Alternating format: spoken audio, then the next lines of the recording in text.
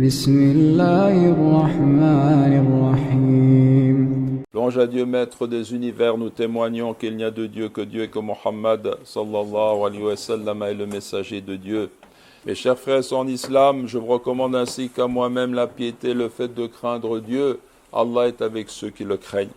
Mes chers frères et sœurs, les atrocités perpétrées par Tsahal depuis le 7 octobre 2023 sont inconcevables et inacceptables. Pour la première fois dans l'histoire, nous assistons en direct à un génocide dont les images nous sont transmises et devant lequel la communauté internationale est paralysée. Constatons premièrement que ces crimes d'État n'ont pas commencé à cette date, mais durent depuis 75 ans, 75 ans. Ce n'est pas la première fois que Tsahal utilise du phosphore blanc et bombarde des civils à large échelle. Malgré cela, on a cessé de répéter qu'Israël a le droit de se défendre. Quel est le bilan au 22 novembre 2023 ?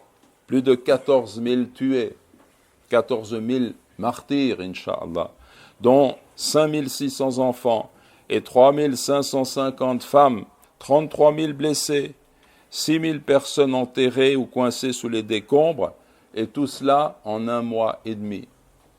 Cela, mesdames et messieurs les dirigeants qui agissaient en défendant le sionisme, ce n'est pas de la légitime défense, cela s'appelle un génocide. Constatons deuxièmement que l'on nous ramène constamment au crime de la résistance palestinienne et à la date du 7 octobre 2023.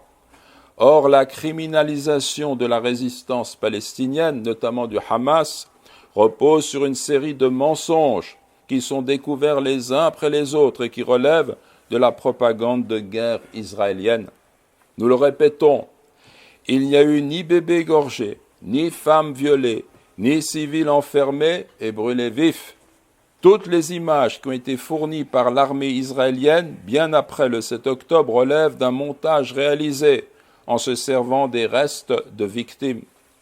Or, les enquêtes tendent à déterminer aujourd'hui qu'observant que le Hamas, à l'extérieur de Gaza, retenait plusieurs centaines de prisonniers, un désastre pour le gouvernement de Netanyahou, ce dernier a pris la décision de bombarder les combattants avec les civils israéliens. Aucun doute sur ce point.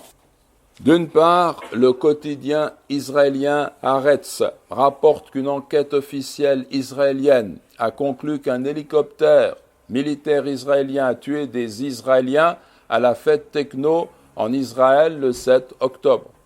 Témoignage qui rejoint celui d'une rescapée juive de cette attaque, Yasmin Pora, qui a répondu aux journalistes qui l'interrogeaient. Ils, c'est-à-dire les soldats israéliens, ont éliminé tout le monde, y compris les otages, parce qu'il y a eu des tirs croisés très très intenses.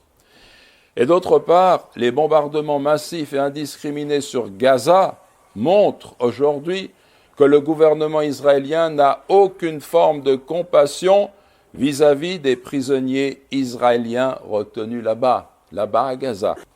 Enfin, les enquêtes qui seront menées par la Cour pénale internationale démontreront certainement, Inch'Allah, que les véhicules écrasés en grand nombre, comme les maisons des kibboutz calcinées et éventrées, sont bien le fait de bombardements aériens qui ne peuvent avoir été perpétrés par des hommes se déplaçant à pied.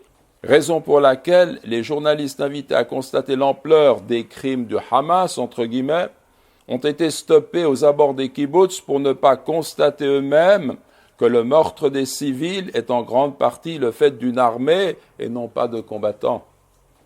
Enfin, le Hamas n'a aucune raison d'éliminer ses prisonniers, dont la vie n'a pas de prix en échange de 6 000 détenus palestiniens dans les geôles sionistes. Précisons que les agissements du Hamas, comme pour tout autre groupe, doivent être jugés après enquête, mais certainement pas selon la propagande de guerre israélienne. La précipitation des médias et des sphères politiques conduisant à condamner le Hamas immédiatement après les faits et de surcroît tels qu'ils sont décrits par l'armée d'occupation ne révèle qu'une chose, un alignement sur la position des lobbies sionistes particulièrement odieux quand il conduit au massacre que l'on voit. Étant donné l'ampleur de ce qui se passe, le silence sur ces tueries est un crime. La complicité avec l'armée sioniste sur le plan politique et médiatique est un crime. Aujourd'hui, nous assistons à une inversion des valeurs largement relayée par la presse et par un grand nombre de gouvernements occidentaux qui agissent comme si le terrorisme d'État à large échelle contre des civils est un acte de légitime défense et qui criminalise la résistance qui est un droit reconnu. Mes chers frères et sœurs, Abu Dharr, que Dieu soit satisfait de lui, rapporte que le prophète sallallahu alayhi wa sallam a transmis ces paroles de Dieu. Ô mes serviteurs, je me suis interdit l'injustice et j'ai interdit que vous la pratiquiez entre vous. Ne soyez donc pas injustes les uns vis-à-vis des autres. Et le prophète sallallahu alayhi wa sallam a dit, craignez l'injustice. L'injustice sera ténèbre au jour de la résurrection. Nous demandons à Allah de guider nos cœurs dans toute sa lumière et d'apporter son secours aux enfants de Palestine. Allahumma amin, Allahumma amin.